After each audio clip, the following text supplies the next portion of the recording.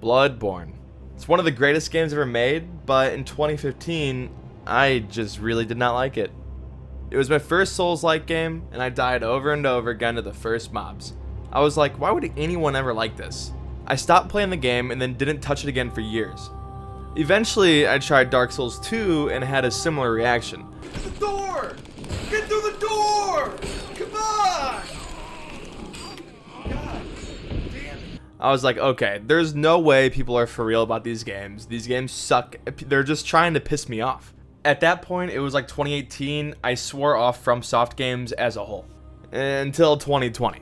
Then I was lucky enough to get a PS5 and the Demon's Souls remake. Immediately I had the same reaction. I was complaining to my roommate and both of us were like, these games suck, dude. I hate anybody who likes these games. But then we got a new weapon and for some reason that was it. It clicked after that. We both looked at each other and were like, wait, are we having a good time right now? Is this fun? And then after that, I don't know what happened. The next 2 months, all I did was play Fromsoft games. Dark Souls 1, Dark Souls 2, Dark Souls 3, and then I met Bloodborne again. Okay, so I know that we've all heard this story like 100 times, but let's start this one from the top. So the game begins, you get out of bed, but then you die. You appear in this weird dream area, steal some weapons, and then you go back to the real world. You go outside for the first time and get directions from a random citizen.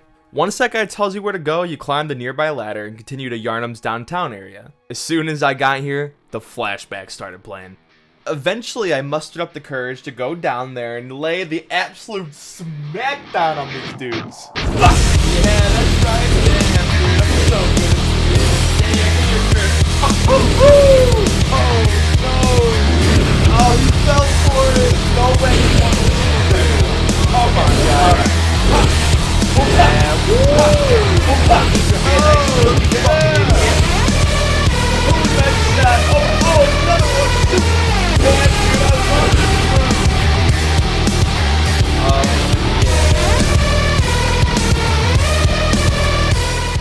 one. Along your way, you find a young girl who asks if you can find her parents. You agree because you're just that guy. Not long after that, you walk into a courtyard and find another dude that kind of looks like you. You try to befriend him, but he tries to kill you, so naturally you have to murder him.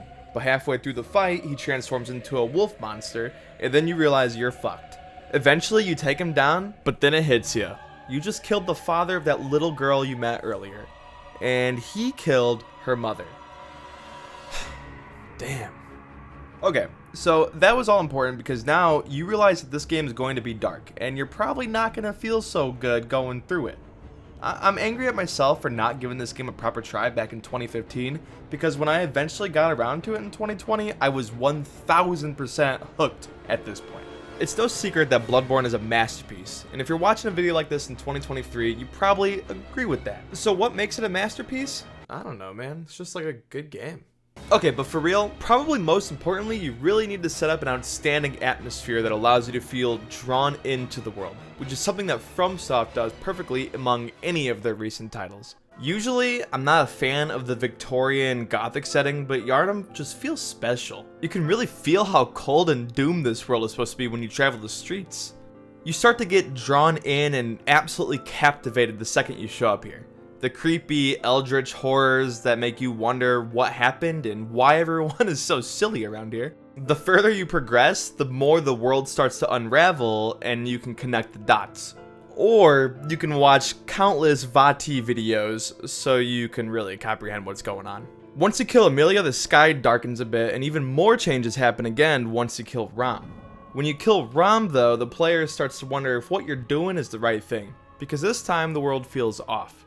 You start to see giant creepy squid monsters, and the sky is an unsettling purple color now. So you have a perfectly executed creepy, Lovecraftian, horrific atmosphere, but that doesn't automatically boost it up to masterpiece level on its own. Bloodborne still today has the best combat in any of the Soulsborne games, Sekiro being right there, right next to it, but the variety in Bloodborne just has me coming back and using different weapons each playthrough. Oh, let's go. Man, I love this weapon. It's so fast-paced, and the rally mechanic is genius. It makes you play extremely aggressive. And there is a lack of amount of weapons in the game, but each weapon in the game just feels so unique and fun to play with. Like, you have a massive pizza cutter, a huge sword, a glowing huge sword, you have an axe, a saw, other small swords, guns. It's endless. Well, not really endless because there's only like 26 different weapons. And yeah, the combat, it's great. But that doesn't matter unless you have cool enemies to blast away. Well, Bloodborne's got you covered there too. The main game has a lot of solid bosses. Father G, Amelia, Abridus, Gehrman. Not the Shadows of Yharnam though. Fuck those guys. No! That is the worst boss in any game I've ever played, ever. And if I had to review this game, on a scale of 1 to 10, I'd give this game a fucking 0, because this game sucks. Thank fuck, dude. I love this game, dude. But also, the full Bloodborne experience includes the Hunter's Nightmare DLC, which has some of the best bosses in any video game I've ever played in my entire life. The first dude you meet here is Ludwig, and man, that fight is near perfect.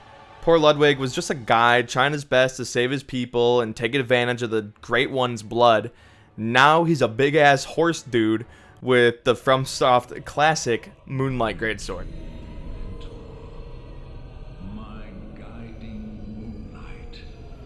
Right after you murder Ludwig, you travel to the research hall, which is filled with tons of big-headed freaks. Once you get past all of them, you fight some fucked up goop monsters, and then the real fight of this area begins. Lady Maria, who's still a hunter like you, not totally transformed by the blood the same way Ludwig was. This is easily the best hunter versus hunter fight in the entire game, and just one of the greatest bosses across all FromSoft. The fight is so fast-paced and smooth, with an absolute banging score blasting overhead the whole time. After beating up the coolest character in the game, you move onwards through the fishing hamlet. At the end of this road, you meet an orphan. You go down to... Oh, what the hell is that? This fight is considered by a lot of people to be the hardest fight in all of FromSoft history. It's just so fast and seemingly random, and just gross. It's fighting you with the fucking placenta, which I had to Google before writing it doesn't matter. It doesn't matter. This fight overall is a top 3 boss fights of all time for me. I love this fight.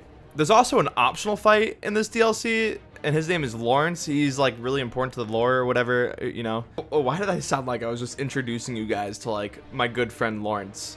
Whatever, who cares? Fuck Lawrence. This guy, he's just a fiery cleric beast, but with 30 million life points, and he's just the worst boss ever made. Nah, okay, I'm joking. He's fine, but definitely not on the same level as the other 3 main bosses in the DLC. Alright, so Bloodborne has amazing atmosphere, combat, and bosses, but most importantly, the lore is just so incredibly deep. There are actually probably hundreds of hours worth of YouTube videos you can watch about this game, and still wonder how much deeper it goes. There's such an evil world filled with greed, blood, and absolute dread. It's sad. It makes you think. You want to know what it was like before the blood infected the city. You want to know what it's like after each one of the endings. The characters you meet fascinate you, and you want to know more. Gehrman, the nice old guy that gives you a pat on the shoulder and tells you good job. Well, actually, that dude is the first hunter and has been trapped in this dream forever by a Great One, and will beat you up if you look at him wrong. Great Ones are basically the gods of this world, and you murder the physical forms of many of them throughout your journey. The doll that calls you Good Hunter. That's so bad. That's just Gehrman trying to recreate Maria because he misses her. Which Maria, the cool-ass hunter from earlier, that was an apprentice of Gehrman, but she ended up taking her own life, probably due to the regret of killing Kaz, and I assume failing the patience of the research hall. Lawrence was also one of the first hunters, and a student of Master Willem. Not only that, but he was also a founder of the Old Blood. Lawrence was certain that this blood would be the next step in the evolution of the Yharnamites. And Willem tried to stop everyone from drowning in the blood, but nobody listened to his old lame ass, and look what happened. All of the hunters responsible for the death of Kaz were either locked up in the hunter's dream or nightmare. And the lore goes so much deeper, but I'm not really equipped to educate anybody on that. Bloodborne is just one of my favorite games of all time, and this is just a fun way for me to talk about it. I'm so happy that it eventually clicked for me, even if it took like 5 years. Every game I play now, I'm like, oh, this is kind of like Bloodborne. Oh yeah, yep, this is just like Yharnam. But honestly, I think that's a good thing. It makes me always want to go back and experience the hunt once again.